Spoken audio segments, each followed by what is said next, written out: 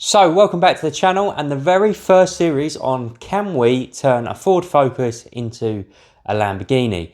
Now, as I said in the previous video, it's quite a simple task. We're going to start with a Focus, we're going to sell it on, put that money into something else and rinse and repeat. So yeah, we'll get into it.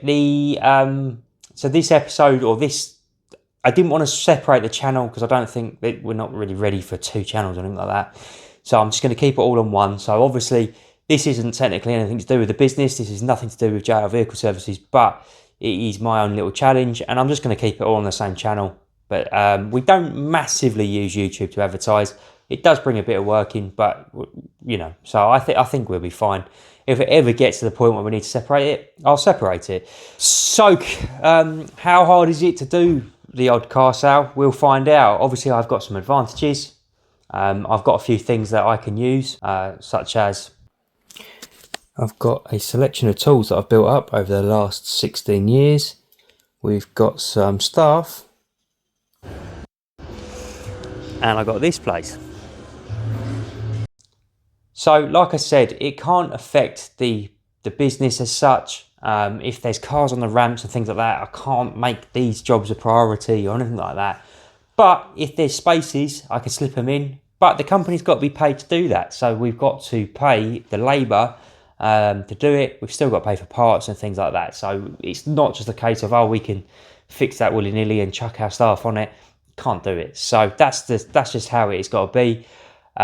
Fortunately, I've had a bit of ramp space, so the tail end of the day I managed to get this Focus on the ramp to finish off, and the next episode I also managed to get some ramp space just because we got a new member of staff and he was doing some, I say training might be the easiest way to describe it, with another member of staff, and that gave a ramp. So that's given me a great head start to be able to use a ramp myself, do some of the bits that I've got to do in the morning, and it just allowed me a couple of hours a day. It's not great. I only really am getting a couple of hours a day to do them, but it's all a start. So yeah, went down to pick this one up. I saw it advertised on a group. It was a Facebook group, but it was for car traders. So someone had sold it with some issues. I'll just say right off now, as part of the footage, I did wonder if the car trader had not had me over, just not been that honest, but it wasn't the case, and I'll go through that at the end. But yeah, let's start this challenge off. Can we do it? How long is it going to take? I've got no idea, but I'm excited about it. It's given me, yeah, something to focus on and get a move on with. So yeah, that's what we're going to do. So here is a little car, just as it is really. You're seeing this before, so I've already filmed the next part of this footage first, so it's a little bit backwards, but this is the car that we've gone down and purchased. I didn't take any footage of it when I was there because it was pitch black. We left at about 5:20 to go and get it, but on the face of it, it's a 2012 Focus with about 74,000 miles on it, and it is petrol and automatic, so ULEZ compliant. Getting up a little bit close, it's had a little bit of a repair down here and the front bumper's bits hanging off, but we could sort that. And there is unfortunately a crack in the front bumper, and I suspect it's been a learner's car because of that bit of gaffer tape there on the bonnet, and there was a matching piece, well there is a matching piece on here, so I suspect someone's been learning to drive in this car. There was a scrape on the bumper and it's been backed into something, and I didn't realise, but it has got some damage down here. There is some scuffs on here which aren't that noticeable. I think a lot of that would polish out, and there is unfortunately a dent etc in there. But this has got some issues with it which I will show now, and we're going to go back to when it was on the truck and show you what the issues were when we bought it. It's pretty tidy inside. There is a little cigarette burn on the seat. There is some wear on that seat. It's quite dark in here. I don't know if I can put the torch on. Makes a bit of a difference. But yeah, 74,000 on it. Auto, which is the biggest importance, and it's pretty tidy.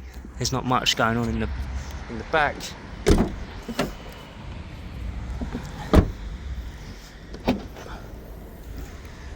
other than an under tray, which is a first clue. It does look like it has been sat for quite a while. So the story to this one. Now obviously we are predominantly a repair garage, but I am still part, sorry about the bad air, I am still part of some trade clubs, so I do buy and sell the odd one. My ideal situation in buying and selling cars is buying one that is broken, doing it up and then trading it on, because I don't have as much luck retailing cars as some proper retail place. We don't have a showroom, and I just, yeah, it's just the way it works really. So ideally I want to buy them broken and then sell them into the trade for less money than retail, and then they can make some money. But we might start retailing a few, who knows.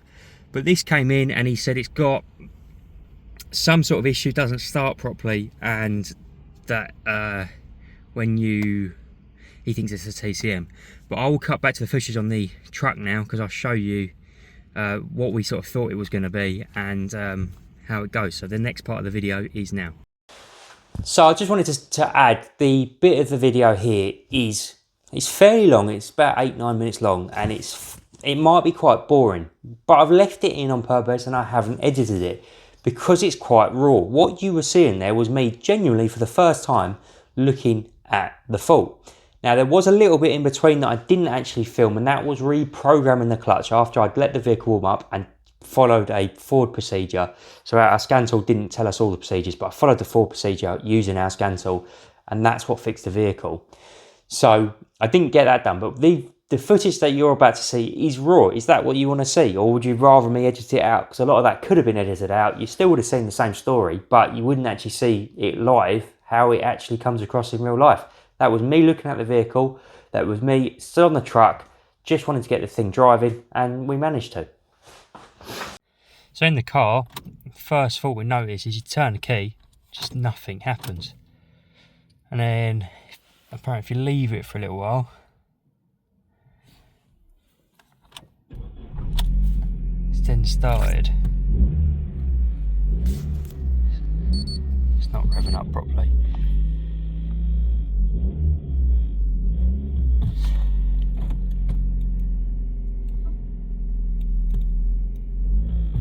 Goes in gear alright. As long as the gearbox is alright, I don't care. Really, we'll sort it. Interesting there's no engine light though. Did that come on when we tried to start it? Yeah, it does, so. But like I say, it's starting. When I first turned the key, it was doing nothing. So just do a quick scan on it and see what we're going to do with this one. Yeah, see where we get on. Do a full scan and go from there. Fingers crossed, it's not too bad. So what have we got? Lost communication with power steering module. Steering is working. Clutch position sensor A circuit and clutch A stuck engaged. So it does look like it is a transmission fault then, which is a shame. But like I say, it just doesn't want to rev up, which is the weirdest thing. Especially because the power chain's got no fault codes. I can't see that would stop it revving, but maybe it would. Don't know. Let's have a quick look into it. Right, so I haven't even opened the bonnet on this yet. Two things that stood out. It's now revving up, which is a little bit, I don't know if it's a good thing or a bad thing, because no, it's gone back to it now. So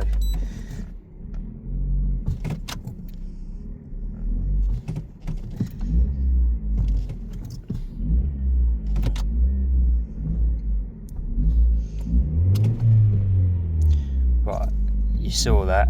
I've got a feeling it is the gearbox that's making that not rev up. So hopefully we're gonna have we're going to be alright here. We're going to just have a gearbox issue. I'm just going to log back onto live data because I've noticed something straight away and I haven't been under the bonnet, and I'm hoping I know what's wrong with this. If not, it may be one that gets traded back on. So I'll log back in and get back on the live data on the gearbox, and we will go from there. Right, so there we go. Got the codes back up, sensor A circuit and clutch A stuck engaged. Now, this one comes straight back when you clear it, and I believe when this one comes back on, when it will flog this code, it then lets the car rev up, so it obviously goes back into default or whatever. I'm hoping that makes sense. I think that's what's happening. But if we go to the data stream on this car, select everything, you can see that first of all, clutch B, when we're using reverse or going into gear, it's getting some current. This one, number one, A, sorry, is doing absolutely nothing.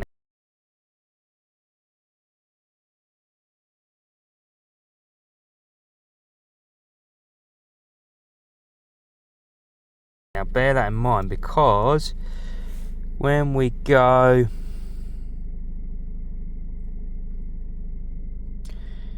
down to what gear is engaged, it's going straight into gear 2. I'll get that rev up now. There we go. I don't know if you saw that went to 1 then 2. So it went to 1 quickly, then quickly changed into 2 because it realised it couldn't go into 1. It's set that other fault code and it's now letting the car rev up. So when we go into reverse,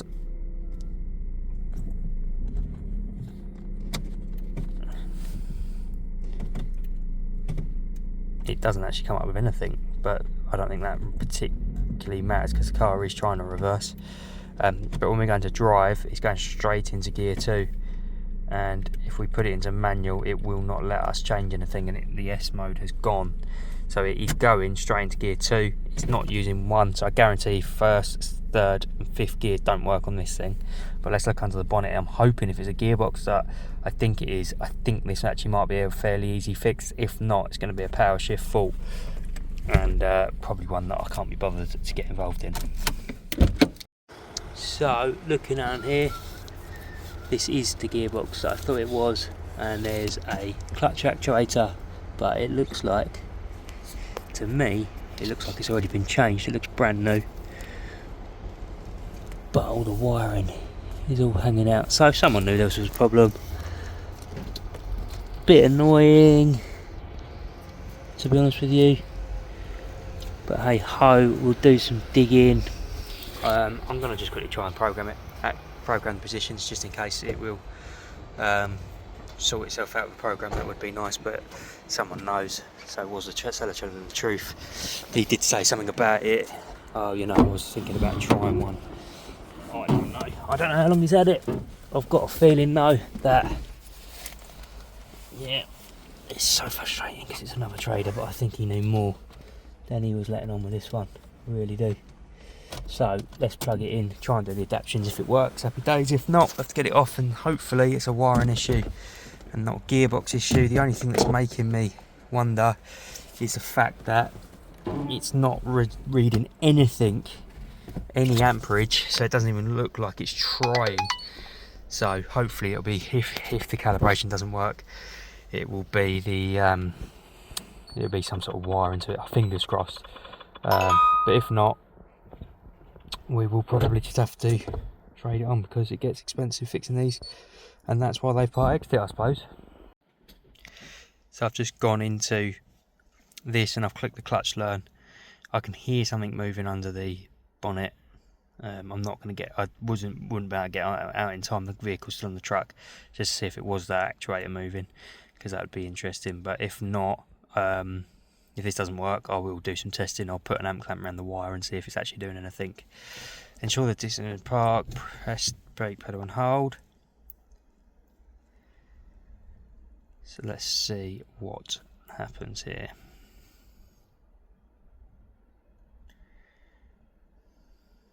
Incomplete, complete, complete. See, the fact that it's working makes me wonder what is going on with it, because how is it calibrating it? And I also did a clutch test, but not on camera, and it passed that, so it's making me wonder how it's managing it without me without throwing a fault. So bit of a headache, this one. I think it might be. There we go. Right, so something's failing. Clutch travel test failed, so yeah, so maybe that is,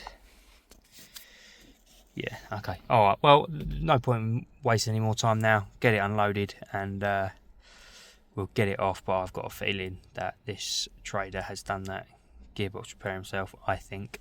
Could be wrong, don't want to assume, but it's just frustrating. You can't really trust anyone these days. But maybe not. We'll do some digging and we'll try and find out. That failed, but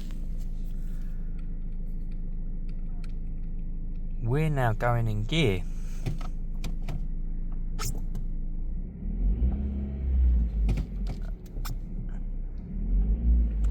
And it feels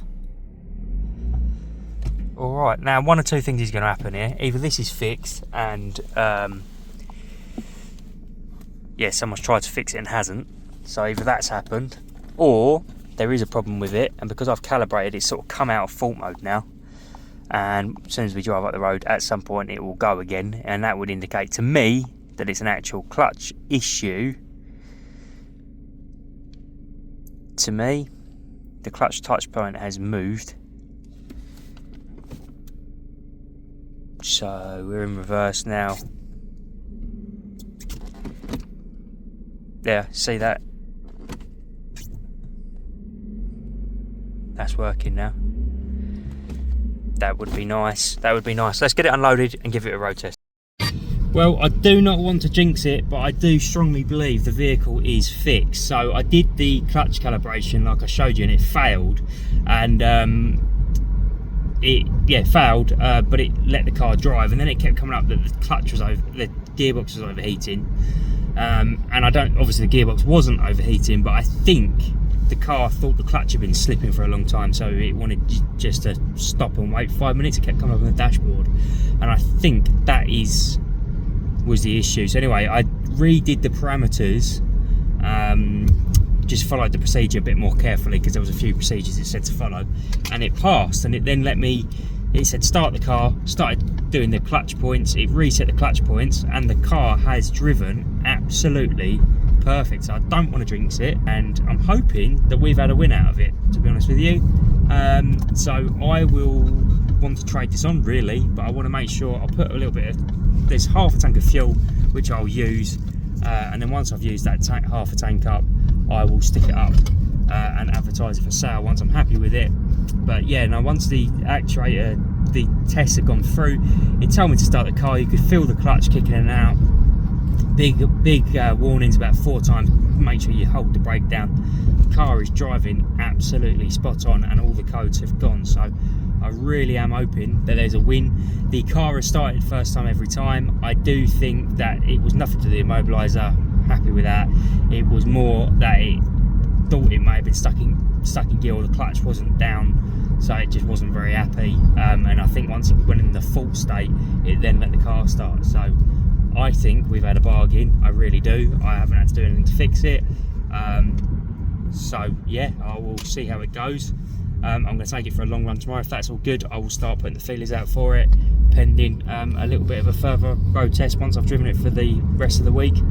I'm happy to let it go. So it actually drives really nicely. So yeah, hopefully we got a win. Sorry for the dark footage, but it's dark outside, so happy days. So this car is driving absolutely fine now, and it just needs to be running, and it's going to be exported. So apparently, so yeah, we've got an agreed value on it. So it's just a quick flip. I don't want to get involved in retailing it. There's quite a lot of bodywork damage, so it's just going to be gone as it is. So, but one thing I wanted to address was this under here. I'm going to whip this airbox out and we'll have a look. You'll see there is no way someone didn't know about this problem. God, I wouldn't sell one of these, not with that gearbox. I don't like them, and as soon as it's had a bit of a problem, it drives fine. I've pretty much used the fuel. I had to put a tenner in it the other day, and it's been driving absolutely perfect. But once they have problems, it's definitely not one that I'd want to sell on to someone. So like I say, they reckon they're going to get this. I've had a deal with someone, and they reckon it's getting exported. Hopefully it's a good car for them, which it may well be, but I just don't want to put my name down to selling it to someone. The person who's passing it on knows about it, knows the history, so that's all we can do. We'll get this wiring tidied up. And the only other thing I've done is I did just push that wheel archer liner back in and clip that back on. But yeah, it's had a bit of a history, this car, and it's suffering with the old lacquer peel, which is quite bad. You can see there. But yeah, pull this airbox out and we'll show you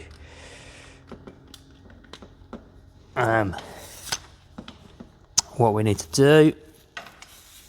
And also, I lost the key for this car. Don't ask.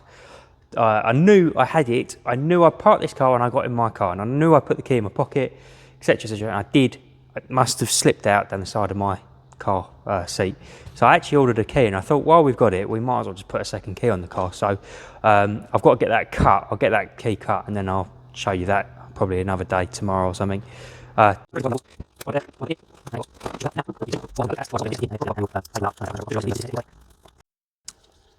we're just going to tape this up.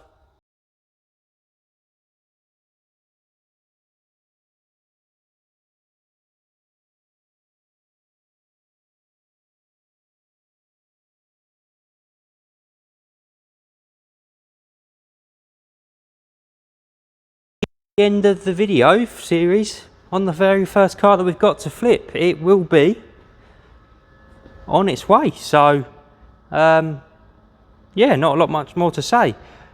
It wasn't massively interesting one, I suppose, but just goes to show you, sometimes it's what you know really. You can just get things going. I thought I was going to put a clutch actuator on that. Well, me being tight, I've done most of that fuel, and the little thing, oh, I've put a tenner in it, so what's the fuel gauge? You probably would have seen that. Yeah, so I've done pretty much half a tank of fuel driving it. I did do a lot of idling, to be fair. So yeah, I don't know. You look back through the video, you'll see the mileage that I've done in it. Drove it absolutely fine. Starts on the button first time now, whereas it didn't. Yeah, good little engine, to be honest. Such a shame. If it wasn't for that gearbox, this would make a lovely car for someone, bar the bodywork. But these colours are pretty bad for lacquer peel. There's none on this bonnet, but this bonnet has been painted before. You can see the blisters in it, which is probably why it's not peeling. But yeah, sorry for a bit of a rush job, but that is number one done, and we'll be able to get on with the next one. And we're just going to tape this up.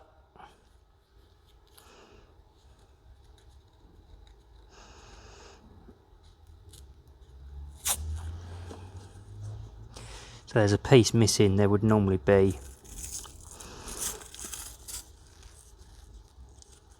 an extra bit on this plug, so we'll see what we can do. Don't think I'm going to be able to do a brilliant job of this without that.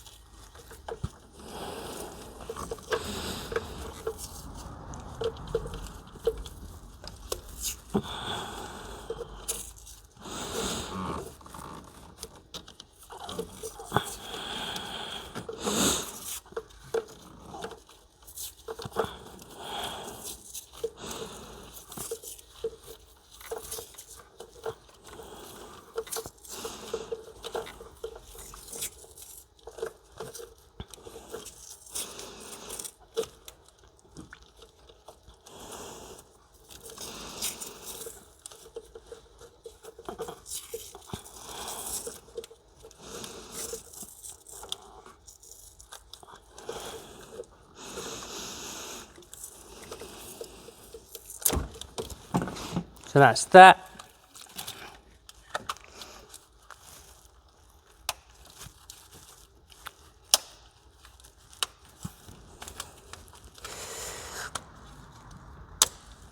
That's that.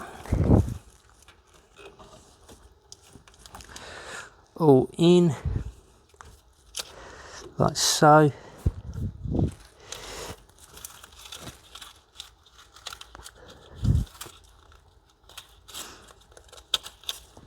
Clip back in. And that really is that.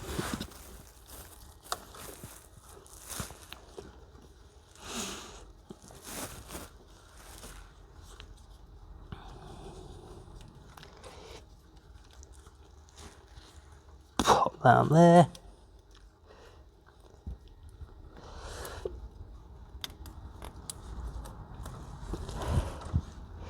And pop the airbox back in.